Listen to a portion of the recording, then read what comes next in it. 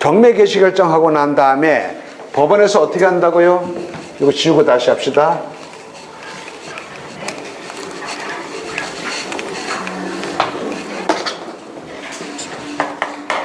갑소의 부동산에 대하여 의뢰라는 사람이 경매를 신청했어. 경매를 신청한 채권자를 법에서는 압류채권자다라고 부릅니다. 왜 압류채권자라고 하냐 하면은 채권자는 여러 채권자가 있겠죠. 그 중에서 신청한 채권자를 법에서는 압류채권자라고 합니다. 왜요? 경매를 신청해서 경매 개시되게 되면 경매 목적 부동산에 대하여 압류의 효력이 생긴다고 했었죠. 경매 목적 부동산에 압류의 효력이 발생하게 만든 채권자. 그래서 경매 신청 채권자를 압류채권자다라고 부릅니다. 자, 그런데 경매를 신청하게 되면 법원에서 여기서 경매 개시 결정을 하고, 경매 개시 결정하고 난 다음에 관할 등기소에 경매 개시 결정 기입 등기를 촉탁하고, 이 촉탁을 받은 등기소에서는 등기부에 자, 지금부터 이 부동산에 대하여 경매를 개시한다라고 하는 경매 개시 결정 등기를 기입한다라고 했었죠. 그리고 난 다음에 두 번째로 하는 것이 법원에서 채무자인 소유자에게 경매 개시 결정문을 송달한다 그랬었죠. 네 부동산에 대하여 경매 개시되니까 알고 있어라. 알려줘야 되겠죠. 알려줘야지 빚을 갖고 이렇게 해가지고 경매를 취하시키거나 해서 자기 재산을 지키는 등의 그 권리 보전 행위를 할 수 있을 것 아니냐고요. 그래서 반드시 알려줘야 됩니다.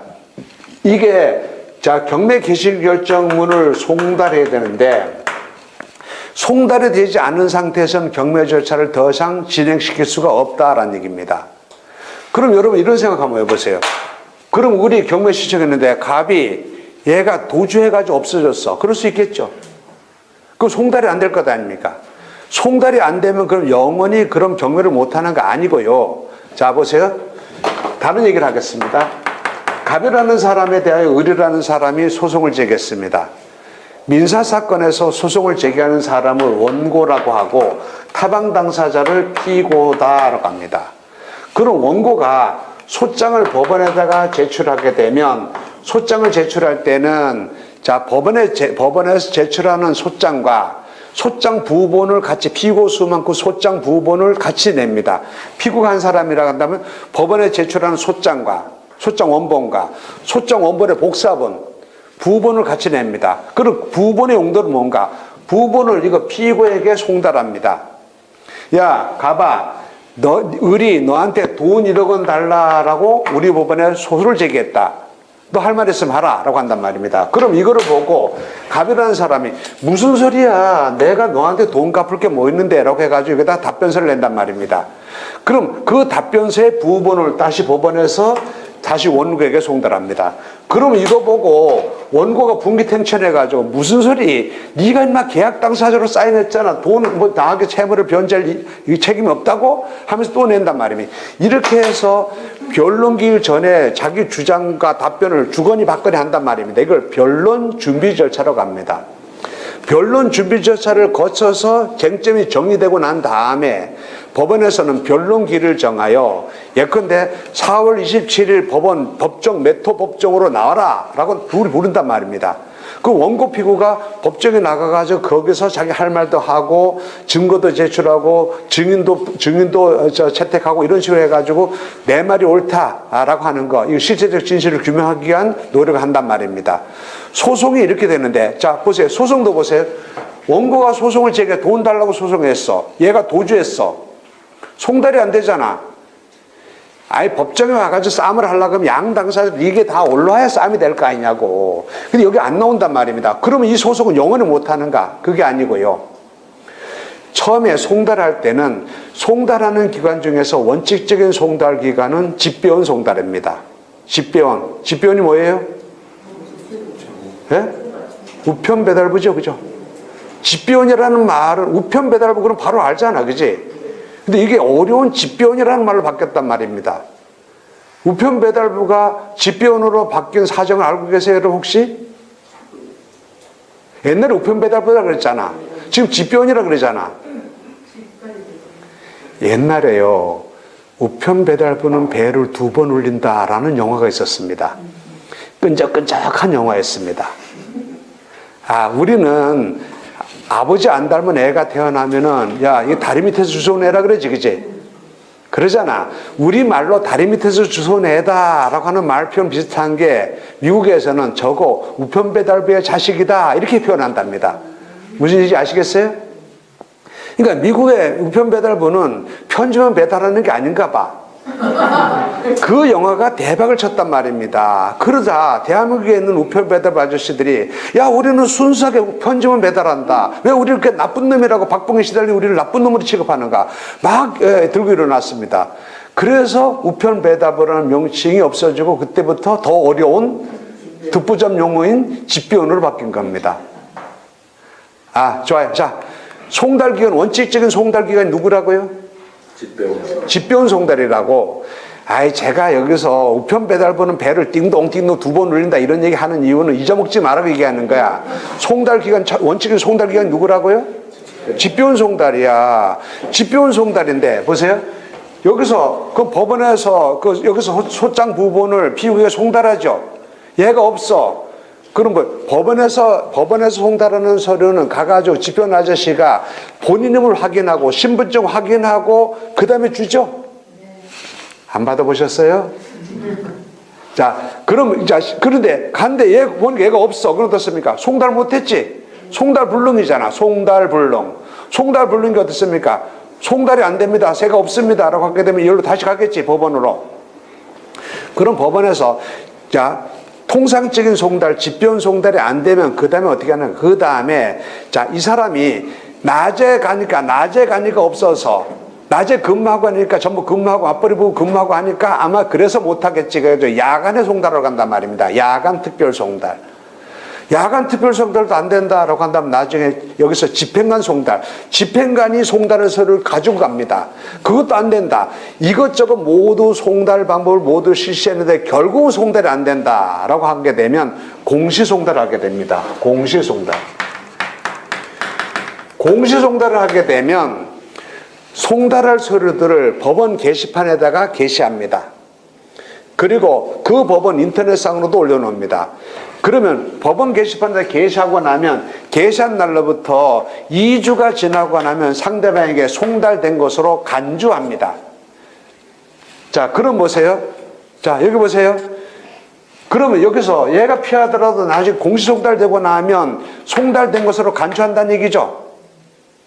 송달된 것으로 간주하게 되면 실제로 얘는 소장을 못 받았잖아. 소장 부부 못 받았잖아. 그럼 변론기일에 물 둘 다 나와 라고 합니다. 나왔죠? 원고, 출석했습니다. 나왔지? 다음 변론기일 언제입니다. 자, 원고, 나왔습니다. 피고, 또 안 나왔지? 피고가 변론기일에 이해 불출석하면 원고의 주장에 대하여 더 이상 다툴 것이 없으니까, 할 말이 없으니까 안 나오겠지? 이렇게 취급해서 원고 전부 승소 판결을 내립니다.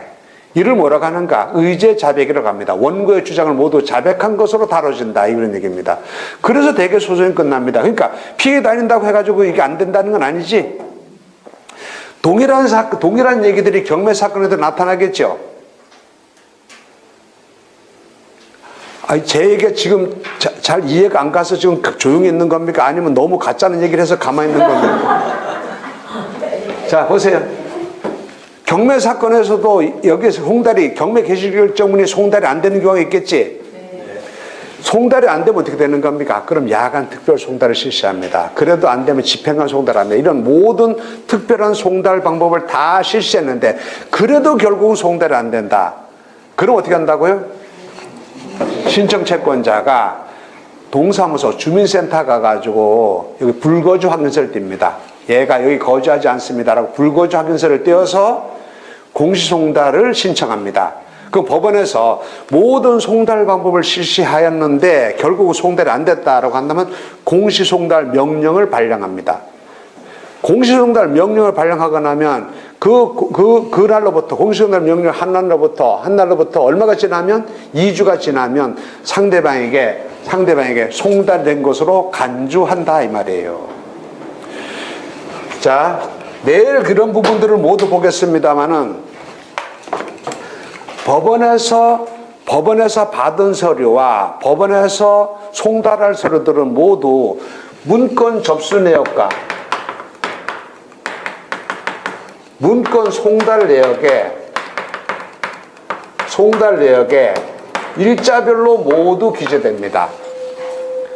따라서 보세요. 여기서 몇 년 몇 월 며칠 을이 경매 신청서를 접수시켰다. 그럼 문건 접수 내역이 나오겠지. 근데 법원에서 누구한테 문건을 송달했다, 보냈다. 그럼 송달 내역에, 문건 송달 내역이 나오겠죠. 이 말 잊어먹지 마세요. 법원에서 받은 서류들은 문건 접수 내역에 일자별로 쭉 기재되고, 법원에서 보낸 서류들은 문건 송달 내역에 일자별로 쭉 기재된단 말입니다. 그럼 여기서 이렇게 나올 거 아닙니까? 보세요. 예컨대 2023년 2월 10일 해가지고 채무자인 소유자에게 경매 개시 결정문 송달 나오겠지. 송달 그러는데 여기 해가지고 만약에 2월 11일 도달 그랬어요. 이거 뭡니까? 채무자인 소유자가 경매 개시 결정문을 그 자리에 받았다 이 말이지. 받았다 이 말은 뭡니까? 얘는 이 집에 지금 살고 있다 이 말이죠. 그런데 이때 송달을 했는데 이게 이렇게 나온 것입니다. 2월 11일 해가지고 폐문부재 이 말은 뭡니까? 문은 닫혀져 있고 사람이 안에 없더라. 폐문부재입니다. 또는요, 나중에 돼가지고, 그래서 나중에 내가 또 해가지고, 자, 2023년 해가지고 2월 17일 해가지고 또 경매 개시금을 송달했어. 그런데 2월 18일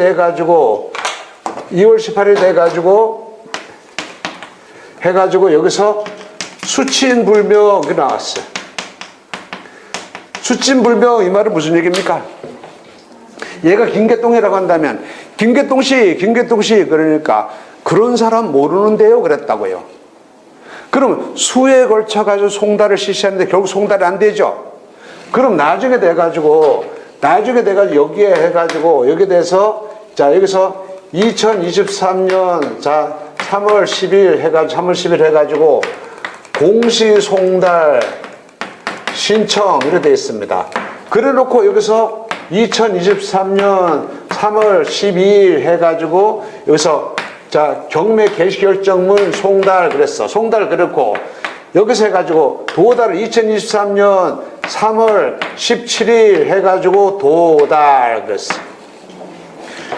이날로부터 이때까지 시간이 어느 정도 간격이 있으면 얼마의 간격이 있으면 2주의 간격이 있으면 이건 뭐야? 실제로 송달됐다는 거야? 공시송달됐다는 거야? 공시송달됐다는 거지. 자, 이게 어떤 의미냐면 이런 거예요. 이게 왜 필요하냐 이 말이야. 어떤 집이 경매로 나왔어. 여기 보니까 송달이 정상적으로 송달이 됐어. 그럼 채무자의 소유자를 내가 가가지고 이 사람 만날 수 있다는 얘기지. 공시송달 됐어. 공시송달 됐다는 거는 야밤도주권 해가지고 만나기 힘들다는 얘기지. 한번 여쭤보겠습니다. 내가 어떤 물건에 이 물건이 주택이라고 합시다. 이 주택, 아파트든지 단독주택인데 이 주택에 내가 경매에 내가 참가하려고 그래. 그러면 채무자인 소유자가 여기 살고 있는 게 좋습니까? 안 살고 있는 게 좋습니까? 예? 안 살고 있는 게 좋아요? 제가 물을 땐 꼭 둘 중에 하나야. 확률 50%. 둘 중에 하나 찍어도 돼. 자, 살고 있는 게 좋아? 안 살고 있는 게 좋아? 예? 살고 있는 게 좋아요? 안 살고 있는 게 좋아요? 자, 일반적으로 보세요. 일반적으로 싸움을 할 때는 상대방이 없으면 호공되고 주먹질해야 되잖아.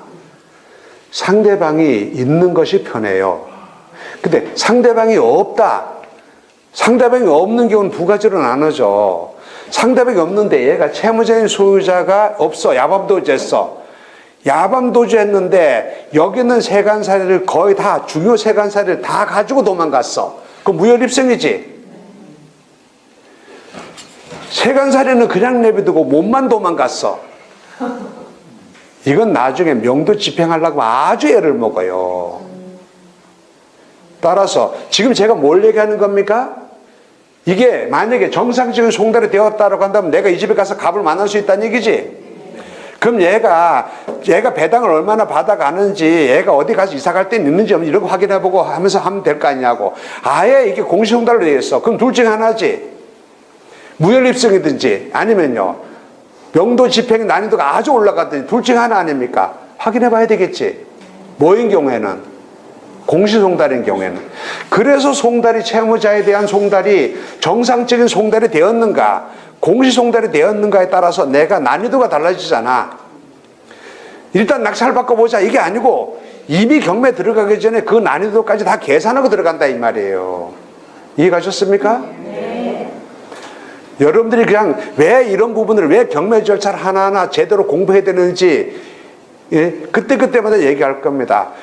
채무자에 대한 경매 개시 결정이 송달돼야 된다. 송달이 안 되면 절대로 더 이상 경매가 진행될 수 없다.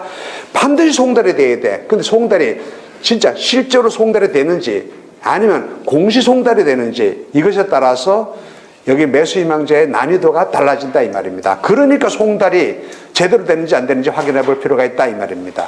이해가셨습니까? 절차를 분석해야 되는 이유 아시겠어요?